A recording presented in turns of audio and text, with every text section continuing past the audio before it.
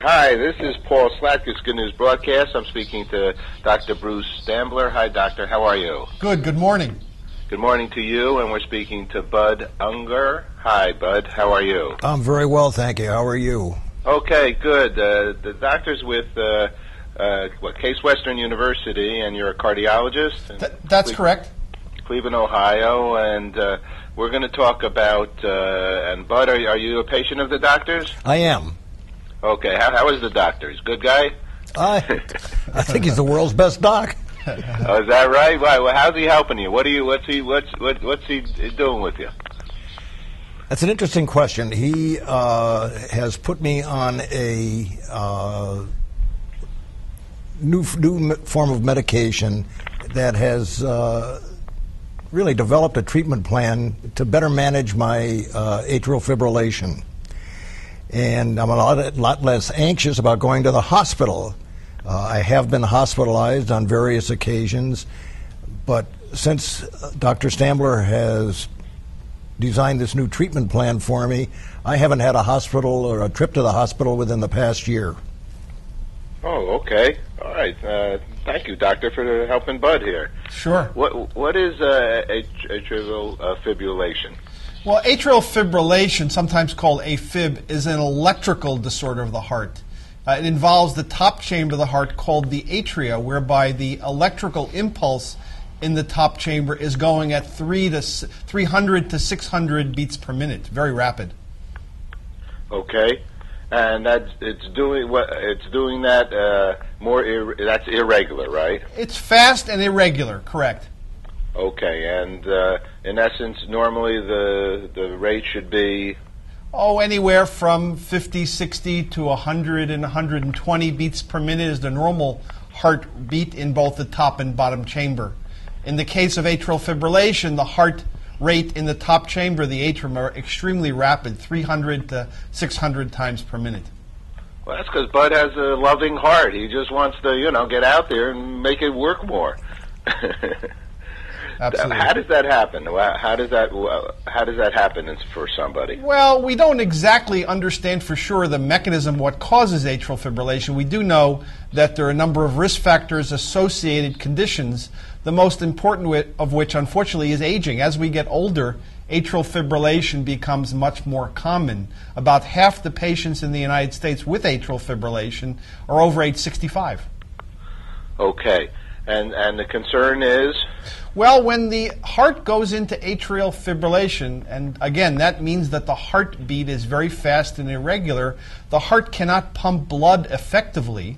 And because of this, the consequences, first of all, blood clots can form in the heart, and the blood clot could break off and, for example, cause a stroke. Other consequences is that patients don't feel well in atrial fibrillation. And finally, the heart doesn't function to its optimal performance. So, in essence, I guess, with this kind of a knowledge, or getting back to what Bud said, a concern even to go to the hospital, because, you might have this, in essence, in your mind, back of your mind, some fear that because you have this condition, something might happen to you, right? So exactly. It's a question of how to adjust to the knowledge, even though I guess in life the day we were born we're starting on when's the question of when we pass, right? Right. But it's a question of now there is some physical ailment here. So how does somebody, first of all, how does somebody know they have it? Well, sometimes patients have mild symptoms, sometimes patients have severe symptoms. It can be diagnosed relatively easily, relatively readily. If an individual is in an episode of atrial fibrillation, they go see their doctor, go to the emergency room, it can be diagnosed via an electrocardiogram, an electrical signal taken from the heart, which is a very common test and easily performed, non-invasive. Okay, and so somebody would be possibly, what would they be? Short of breath? What would then bring them first to the doctor to get checked out? Sure. I mean, there are people walking around without the knowledge that that's what they have yes, at this moment? Certainly. I mean, the symptoms can vary anywhere from, as you described, shortness of breath, palpitations, meaning the heart may be beating too fast or irregular, to severe symptoms such as passing out, losing consciousness. So the symptoms can be quite variable. But how did you learn that you had this concern? I actually passed out. I had an episode at home, and they called 911 and took me into the hospital. And at that time, I was diagnosed with atrial fibrillation. And so, in your daily life, well, when was this? When did you get diagnosed? It's about 3-4 years ago. And so the progression has it maintained itself? In other words, from the beat that you had 3 years ago, it's still the same at this point, or is there opportunities to improve upon it? I've had tremendous improvement.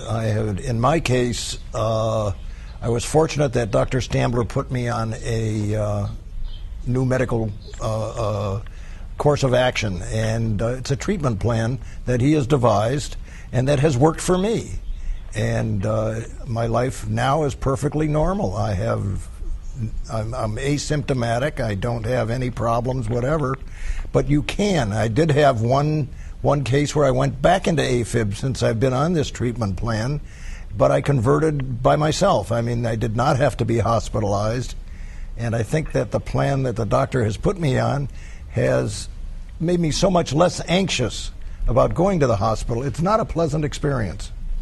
Is the anxiousness, does that enhance the concern, the problem, AFib? Certainly. If I can just clarify, some patients stay in atrial fibrillation all the time. Other patients, as is in Bud's case, can go in and out of atrial fibrillation. So sometimes they're in atrial fibrillation, other times they're in a normal rhythm. But the anxiety we talked about is not knowing when an episode of atrial fibrillation may start. It may be an inconvenient time. It may prevent people from wanting to travel or get around or do their activities for fear that atrial fibrillation may occur suddenly. And when patients come to see us, we make a diagnosis and develop a treatment plan that is individualized, that's customized, that's comprehensive, that takes into consideration their medical condition and the medications that they're on at that time. Is this actually? I had a great experience. I did the Brain series for public television many years ago, about Yes. 10 hours. Is this? Of course, everything is brain related, but is this brain related? It is brain related in the sense that the most feared complication of atrial fibrillation is forming a blood clot in the heart during an episode of atrial fibrillation, which can break off and cause a stroke.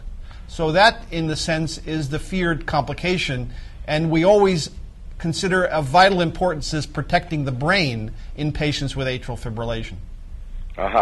So back to the reasoning on how it occurs. Do you feel it's stress related? Well, there are underlying conditions, and if one has an underlying condition, stress can certainly trigger an episode of atrial fibrillation in someone who has a predisposition, who has an underlying risk factor for atrial fibrillation. Well, tell us about, with Bud, what kind of a program did you put him on once you realized that he had this? Sure. So as I've already emphasized, every patient is different, and I work with my patients to develop an individualized treatment plan. In Bud's case, we decided that a medication that has come available in the last year, Multac, would be an important part of Bud's treatment plan. Bud has been on Multac for about 6 or 8 months now and has done well on it. But it's important to emphasize that Multac isn't for everyone. For example, certain patients with certain heart conditions, especially those with severe congestive heart failure, should not be receiving Multac because in those patients there is an increased risk of dying. But other patients may be appropriate for treatment with Multac if they have atrial fibrillation. And I encourage people to speak to their doctor.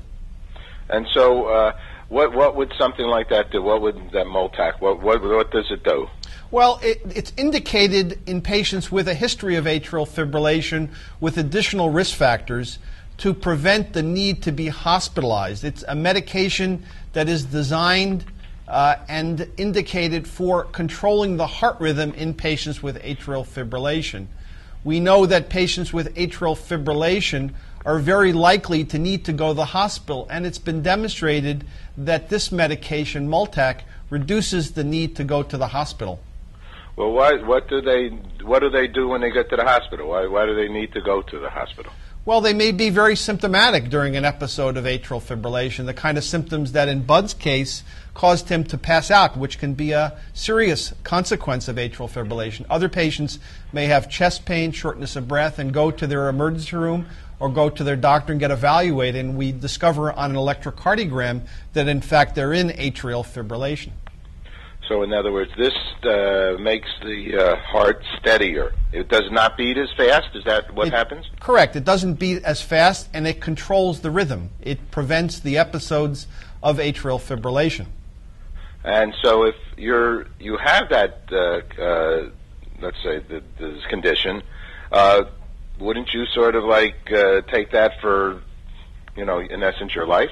That kind of a help here? I mean, drugs are wonderful, and the drug companies spend a lot of time and money and a lot of great trials, and people are willing to, put their lives sometimes on the line to help to come up with solutions for things like this, right? So I think if there's a pill that can help somebody, it's a good thing. So, I mean, will he be on that for a while, in a good way? Yeah, we expect in Bud's case that he'll be on this medication at this point indefinitely because he's doing well on the medication without problems or side effects. But it's important to emphasize, again, that this may not be for everyone, that Sure. the care has to be individualized, taking into account the overall treatment plan of the patient, the associated medical condition, and what's right for that individual patient, emphasizing the importance of safety and in prescribing medications.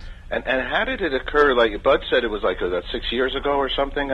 I mean, you lived a kind of a life before that. Well, all of a sudden, your heart starts to beat more as you get older. Well, he was going, if I can just say, and then Bud can relate how he experienced it, he was having what we describe medically as paroxysms of atrial fibrillation, which means suddenly, without warning, he would have an episode of atrial fibrillation. His heart would beat very fast and irregularly. Other times, he would be doing well in his normal heart rhythm, but he wouldn't know when or if his heart would go out of rhythm into atrial fibrillation and experience these severe symptoms. And this precipitated and the need to go to the hospital for these episodes until we developed an effective treatment plan for Bud. And maybe Bud can talk about his own personal experience. Yeah, Bud, how did this affect you? Well, I think that the treatment plan that the doctor has prescribed for me has relieved the anxiety, because you become very, very anxious when you're not sure that your heart is going to function properly. I feel much better since I have been relieved of this anxiety of having to rush to the hospital and be converted. In other words, you have to be, the doctor can explain to you what I'm speaking of, but there's a cardioversion process which is done in the hospital. I think the doctor can explain that better than I. Sure. When you initially had this happen to you, though, Bud, was there anything, life-changing things going on with you at that moment? Was it a stressful period in your life? Nothing at all. There was absolutely no warning, no reason. Doctor, so, well, this is good news. Yeah. Helping Bud here, and thank you. And it's very positive, right? Yeah, I think Bud is doing well at this point. I'm happy to say he's not needed to go to the hospital in the last year since we developed this treatment plan, and thank you very much.